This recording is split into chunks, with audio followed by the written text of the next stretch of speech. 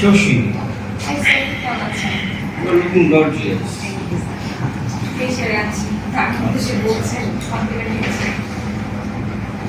আচ্ছা, আপনি কি জবে ঢোকার আগে মডেলিং টডেলিং করতেন? না। অমল কেন?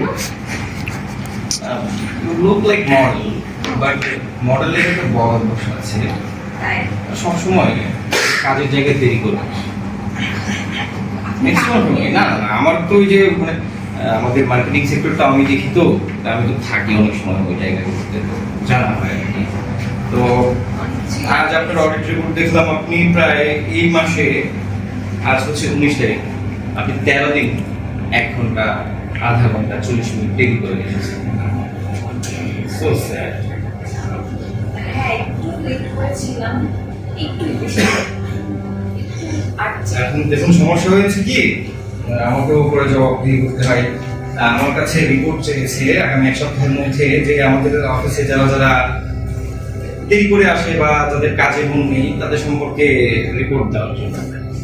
এটা দায়িত্বটা আমি পেয়েছি আর কি। হ্যাঁ, এখন আমাকে কি সাসপেন্ড কিছু করা হবে? সেটা তো অথরিটি নেবে, আমি তো জানি না, আমাকে জাস্ট রিপোর্ট করতে হবে। স্যার, আমি আসলে একটু আর্জেন্ট কাজে ছিলাম। এখন- জানাতেও পারিনি।